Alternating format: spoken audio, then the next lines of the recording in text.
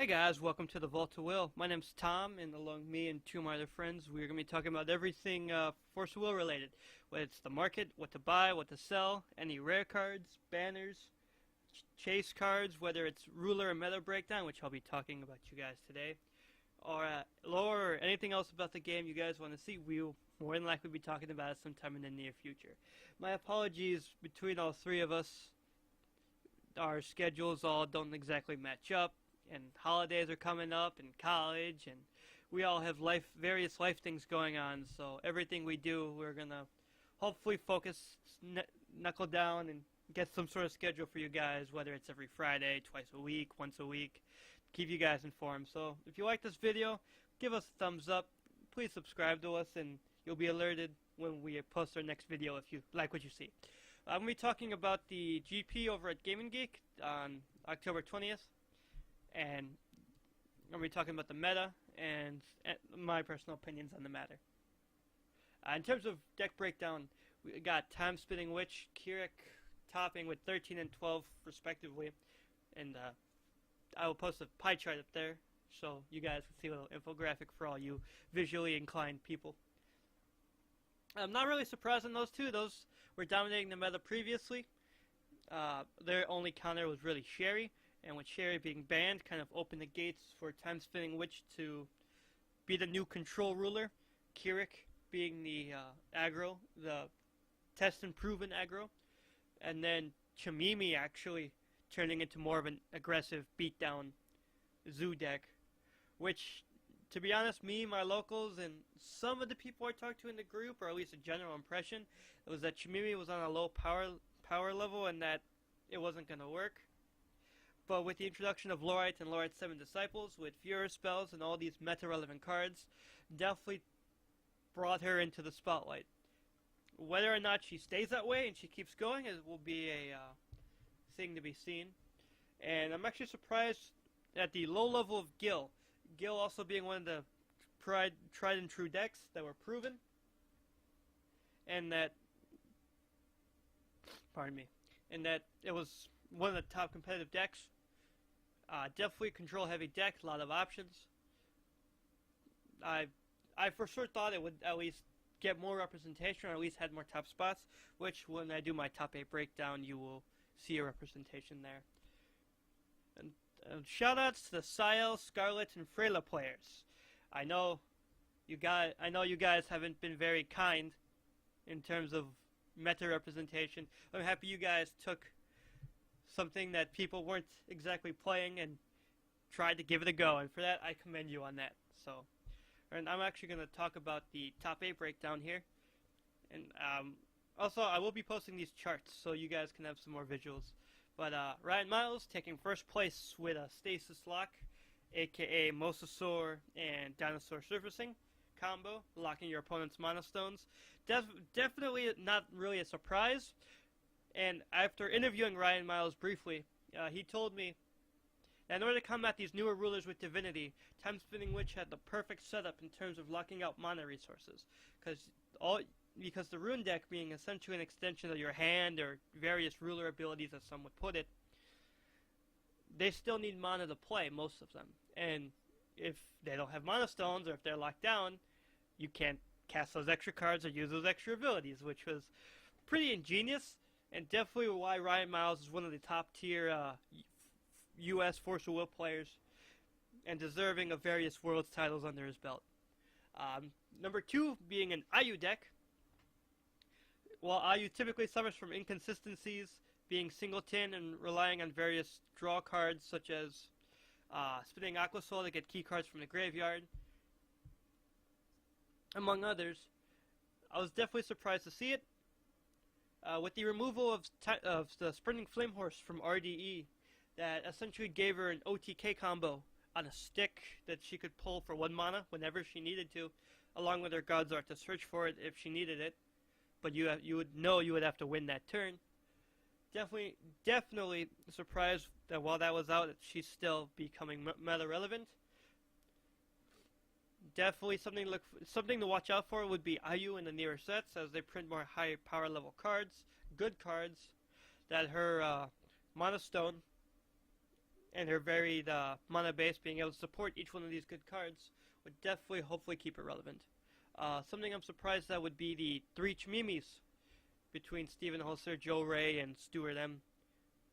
Congrats to you guys taking a ruler that me and my locals thought was bottom tier and something that was never going to work, that you guys, along with a few others, made it work into a typical zoo beatdown. And you guys, I give you my honors, man. But just a little bit about the decks. I think the Lorite 7 Disciples, having a 3 mana, essentially 9/9, pretty much every symbol skill, as long as you had a Lorite on the field, definitely, I believe, helped. In terms of what the deck was trying to achieve, it was a fallback card. If you needed some health, you were losing the aggro, you could give it Drain. If you want to be aggressive, it had Swiftness, it had Flying. And your only prerequisite was having a 1 mana 2/2 Canceller on board, which, as you ran 4 copies of each, it probably wasn't going to be a problem. Definitely those are 2 cards you might want to watch and check their market prices. If you have extras, might want to sell them while they're hot, because I perceive that they're going to get a lot of use in the near future. The Keurig deck, typical red beatdown. As a Keurig player, I played top 16th in Collinsville, June, July. I played the red-green variant, however. That variant is pretty much null, as it was rotated out with the loss of Sylvia's.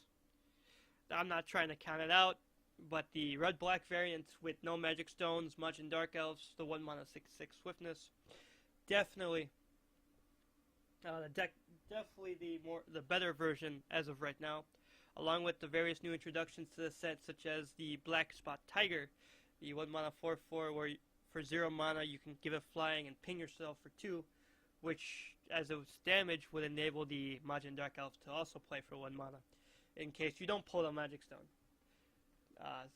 And I'm a bit sad it was only one of the top 8 spots, but beggars can't be choosers.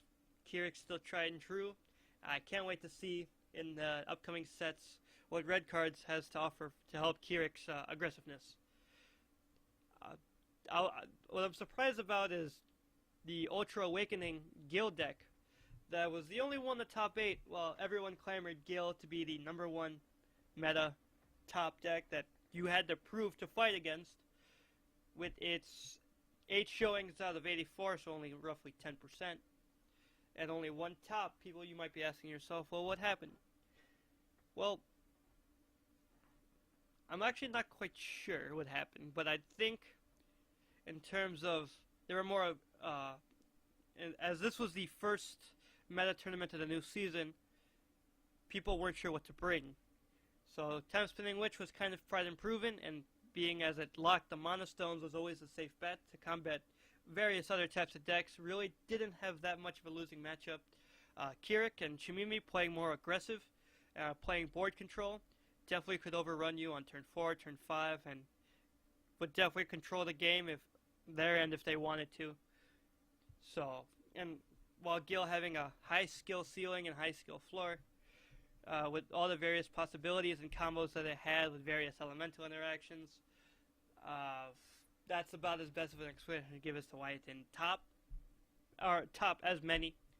But as this is the first tournament, this is kind of pumping the brakes, so to speak. So we're gonna have to wait and see.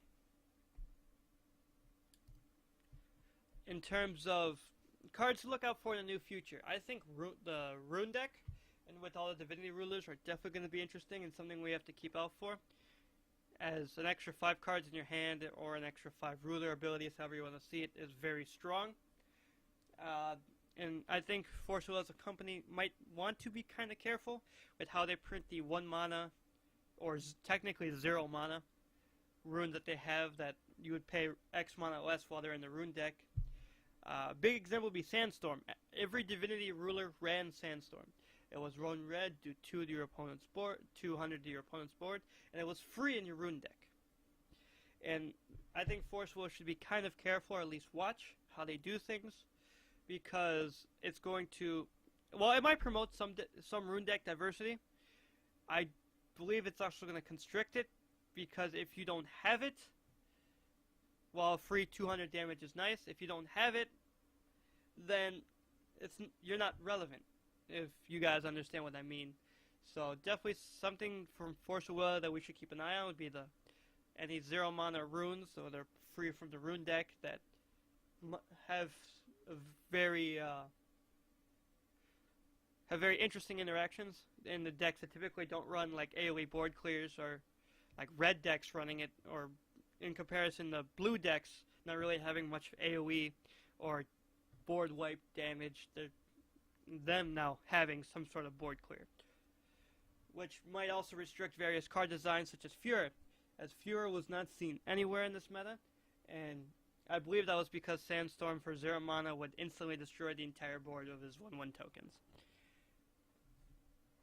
I talked about Lorite and Lorite 7 Disciples being key cards to look out for. I want to talk about the future of the meta for right now. But this is actually probably the healthiest meta I've seen from Force of Will in all my years of playing. And I played through Baja Blast, I played through Necro Lance from Alice Cluster, I played against Val 2.0, and I've played against Lumia and Fox from Lapis Cluster. And while those decks all were like the deck to play, the deck to beat, and they're all really good decks, don't get me wrong, they were more oppressive or not than anything. Priscia being a prime example, which led to Priscia eventually being banned. But in terms of what we have right here, they're all kind of kept in check with each other. Like Keurig can't get too strong because Time Spinning Witch exists. And I believe that with how diverse the ruler meta is right now, I believe it's only going to get more diverse as the future sets come out. And as I talk about future sets, I had an interview with Jeff. If anyone don't know Jeff, he's the U.S. representative for the company of Force of Will. Works on various designs and development and whatnot. And I asked him about this tournament and his personal opinions. And he was very excited at the diversity of this Force of Will 10K event at Game and Geek. But he was more surprised, and he wasn't surprised about Gil placing where it did. He'd think it was to be expected. But what he told me that actually kind of shocked me was that these decks haven't reached their full potential. And what I mean is, like, we only have one Valhalla set, the new Valhalla set, for all this support.